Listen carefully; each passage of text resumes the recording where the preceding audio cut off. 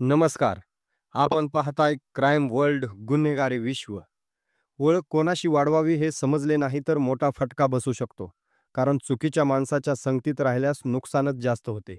त्यात ही गुन्हेगारी वृत्तीच्या कोणाशी संपर्क म्हणजे सापाशी मैत्री केल्यासारखा प्रकार आहे. तो कधी दंश करेल याचा भरवसा देता येत नाही. त्यातही महिलांनी जास्त दक्षता घेण्याची गरज असते. कारण महिलेच्या एकाकीपणाचा गैरफायदा घेण्यासाठी टपलेले असतात. ते संधी मिळताच घात करतात. असाच घात जळगाव येथील एका शिक्षिकेचा झाला. वयाची तिशी पार केलेली करिश्मा व्यवसायाने शिक्षिका होती. दिसायला देखणी असलेली करिश्मा जळगाव जिल्ह्यातील एका शैक्षणिक संस्थेत शिक्षिकेची सेवा बजावत होती. ती वयाच्या 35शीत 3 मुलांची आई झाली होती. 3 मुलांची आई असली तरी करिश्माचे तारुण्य तसूभरही कमी झाले नव्हते. उलट करिश्माचे तारुण्य दिवसेंदिवस खुलत होते. त्यामुळे लंपट तरुणांच्या नजरा तिच्यावर खिळून राहत होत्या. ती रस्त्याने पायी चालताना अनेकांची नजर तिच्याकडे वळत होती. पण ती तिच्या संसारात मस्त होती. संसार सुखात चालला होता. पण दुर्दैवाने एके दिवशी खुनाच्या एका गुन्ह्यात तिच्या पतीला गजाआड व्हावे लागले. पोलीस कोठडीची मुदत संपल्यानंतर तिच्या पतीला कारागृहात जाण्याची वेळ आली. या कठीण प्रसंगात ही करिश्मा अजिबात डगमगली नाही. आपला संसार आणि 3 मुलांचे पालनपोषण तिने योग्य प्रकारे सुरू ठेवले. पती कारागृहात असताना शिक्षिका असलेली करिश्मा एकटी पडली. मात्र तिने हिंमत सोडली नाही. कारागृहात शिक्षा भोगत असलेल्या करिश्माच्या पतीची दुसऱ्या एका बंदिवानासोबत ओळख झाली. राजसिंग अग्निदेव सिंग चव्हाण असे कारागृहात शिक्षा भोगत असलेल्या त्या दुसऱ्या बंदिवानाचे नाव होते.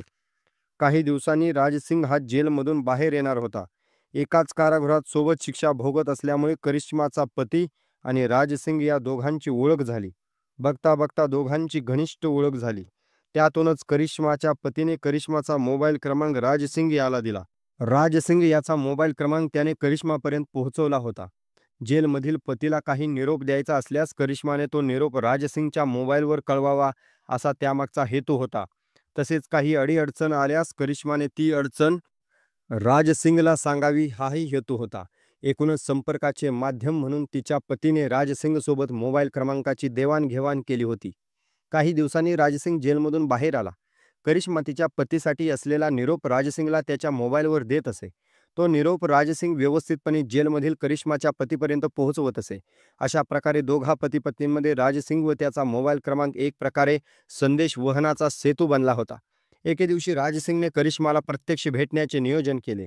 गेल्या वर्षी दिवाळी सणाच्या कालावधीत फोन करून तसेच एका गुन्हेगाराची ओळख दाखवत राजसिंगने करिश्माची प्रत्यक्ष भेट घेतली. त्या दिवशी करिश्माचे शिर्डी येथे साईबाबाच्या दर्शनाला जाण्याचे नियोजन होते. झालेल्या भेटीत दोघांनी सोबत शिर्डी येथे जाण्याचे निश्चित केले. दोघेजण सोबत शिर्डी येथे गेले. शिर्डी येथे साईबाबांचे दर्शन घेतल्यानंतर दोघांची जवळीक वाढली. पती कारागृहात असताना त्याच्या पश्चात करिश्मा आणि जेलमधून बाहेर आलेला राजसिंग यांच्यातील परिचय वाढत गेला. करिश्माने राजसिंग यास तिच्या कारवर चालक व इतर कामासाठी ठेवून घेतले. करिश्माच्या ऑल्टो या कारचा तो चालक म्हणून काम करू लागला. शिक्षकीपेक्षा व्यतिरिक्त करिश्माचा सॅनिटरी पॅडचा व्यवसाय होता. तिचा या व्यवसायातूनही तो हातभार लावू लागला. करिश्माच्या व्यवसायासाठी काम करणारा एक कामगार तिच्या घरी राहत होता. त्या कामगारासोबत राजसिंगही राहू लागला. अशा प्रकारे राजसिंग हा करिश्माच्या व्यवसायात एक कामगार म्हणून काम करू लागला. गेल्या वर्षी डिसेंबर महिन्याअखेर करिश्मासह तिचा कामगार आणि राजसिंग असे तिघजण एकत्र बसले होते. त्यावेळी राजसिंगने मद्यप्राशन केले होते. राजसिंगने मद्याचा जादा प्रमाणात डोस घेतल्यामुळे त्याच्या मनावरील ताळतंत्र सुटले होते. तो करिश्माला शिवीगाळ करू लागला. बघता बघता त्याने करिश्मावर हात उगारला. त्याने तिला गाडीत बसवून नेले. वाटेत एका ठिकाणी त्याने तिला ब्लेड दाखवत जीवे ठार करण्याची धमकी दिली. त्यामुळे तिने आरडाओरडा सुरू केला. तिच्या ओरडण्याचा आवाज ऐकून आजूबाजूचे लोक त्या ठिकाणी जमले. त्यावेळी कसाबसा वाद मिटला. त्यानंतर तो करिश्माला चाळीसगाव येथे एका लॉजमध्ये घेऊन आला. त्या ठिकाणी त्याने तिच्यासोबत बळजबरी शरीरसंबंध प्रस्थापित केले. त्या प्रसंगाचे त्याने काही फोटो काढले आणि व्हिडिओ तयार केला. या फोटोच्या बळावर तो करिश्माला वेळोवेळी ब्लॅकमेल करू लागला. या घटनेची माहिती करिश्माने तिच्या जवळच्या नातेवाईकासह काही जणांच्या कानावर टाकली. तिच्या जवळच्या नातेवाईकाने फोनवर राजसिंग याला समजावण्याचा प्रयत्न केला. मात्र बोलाहूनही तो आला नसल्यामुळे त्याला शोधून काढण्यात आले. हे प्रकरण चाळीसगाव ग्रामीण पोलीस स्टेशनपर्यंत गेले. पोलीस स्टेशनला राजसिंग याच्या विरुद्ध कोणतीही तक्रार देणार नसल्याची समंजस भूमिका करिश्माने घेतल्यामुळे राजसिंगची त्या दिवशी सुटका झाली. काही दिवसांनी पुन्हा राजसिंगने तिला ब्लॅकमेल करण्याचा प्रकार सुरू केला. तिच्यासोबतच्या संबंधाचा व्हिडिओ सोशल मीडियावर टाकण्याची तो तिला धमकी देऊ लागला. त्यांच्या धमकीला घाबरून तिने त्याला कधी ऑनलाईन तर कधी रोखीने सुमारे 3 लाखाच्या वर रक्कम दिली. त्यानंतरही त्याने तिच्यासोबत शरीर संबंध ठेवले. त्याच्या ह्या प्रकाराला वैतागून तिने त्याचे सर्व मोबाईल क्रमांक ब्लॉक केले. तरी देखील वेगवेगळ्या क्रमांकावरून तो तिला कॉल करू लागला. शरीर संबंधाचा तो व्हिडिओ आपल्या जवळच्या नातेवाईकाला राजसिंगने पाठवला असल्याचे तिला समजले. त्यामुळे तिने त्या नातेवाईकाला विचारणा केली.